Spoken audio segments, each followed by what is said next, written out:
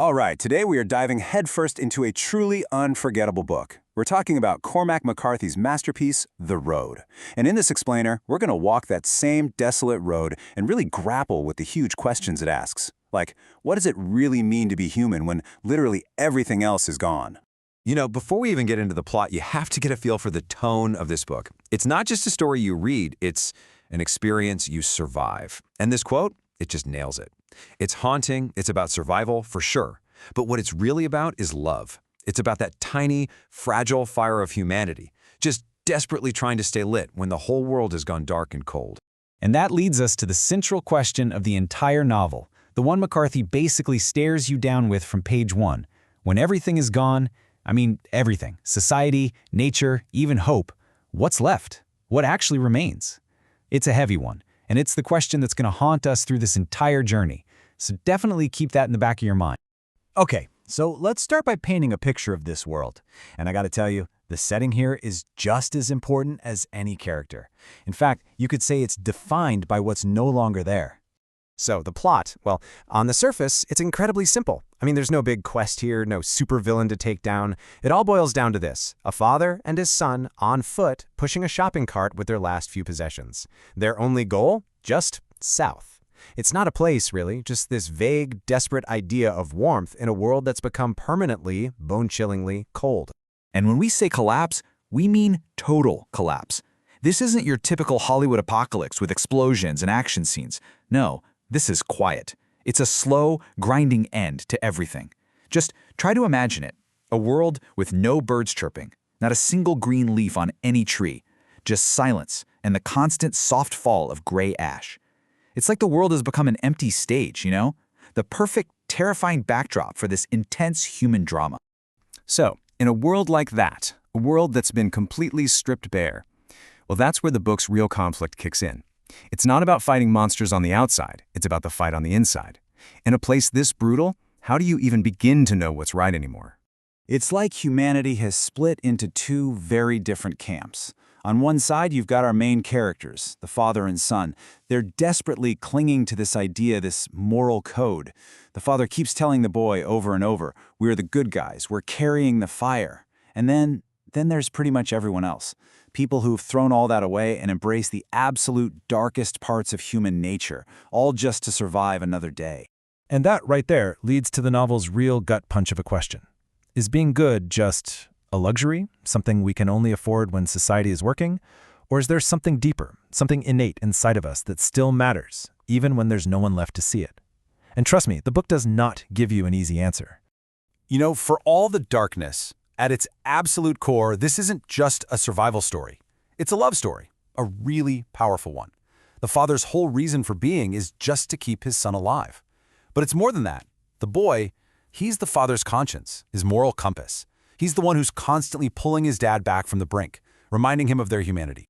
So, you might be wondering, how does McCarthy make this all feel so real, so intense? Well, a huge part of it comes down to his incredibly unique writing style. His prose is just as bleak and stripped down as the world itself. I mean, he does things like get rid of quotation marks for dialogue. And at first that might seem weird, but what it does is it completely blurs the line between what's being said out loud and what's being thought. It just throws you right into their heads. There's no filter. And the sentences are often short, choppy, fragmented. That's not just a style choice. It makes you feel their struggle. It's like every sentence is a gasp for breath. And the pacing is so important too.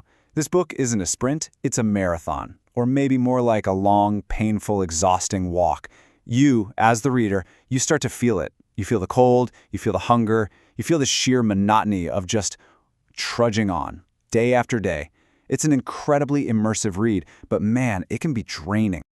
Okay, so all of this brings us to the real heart of the novel's message, and it's all wrapped up in one central, powerful symbol. Over and over in the book, the father asks the boy, are you carrying the fire? And he's not talking about an actual literal fire. The fire is, well, it's everything. It's that tiny spark of goodness inside you. It's your conscience, your hope, your morality. It's the will to stay human in a world that's anything but. It's the one thing that separates them from everyone else out there on the road. And there are other powerful symbols too. The road, for example. I mean, yeah, it's their literal path, but it's also a metaphor for life's journey, right? Always moving forward, whether you want to or not.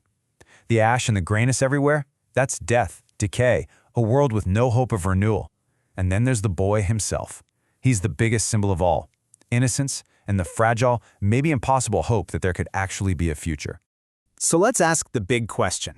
Why does this book, which is, let's be honest, incredibly bleak and hard to read, why does it stick with people so much? Why does it endure? I think its real power doesn't actually come from the moments of shock and horror, though there are plenty of those. No, the real gut punch comes from the quiet moments. The tenderness between the father and his son. Finding a single can of soda and sharing it like it's the most precious thing in the world. A story told by a campfire. It's these tiny, small acts of love happening in a world of absolute nightmare that just break you. And that's what makes it so unforgettable. So how do people interpret the story? Well, it depends on who you ask. Some see it as a religious allegory, a look at humanity after God has left the building.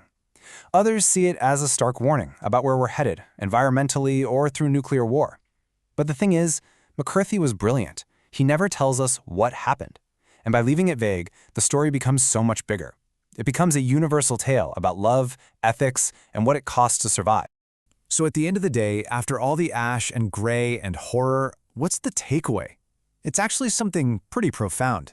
The book seems to argue that even when you strip everything else away, everything, our choices, our love for each other, our ability to be good, that's what makes us who we are. That's what defines us. It's the very last thing to burn out. And so that leaves us with one last question, but this one isn't for me to answer. It's for you. Because McCarthy doesn't just tell you a story, he puts you right there on that road with them. And he forces you to look in the mirror and ask yourself, if you were faced with the absolute end of everything, what part of your own humanity, what essential piece of you would you fight to protect? In a world of ash, what fire would you carry?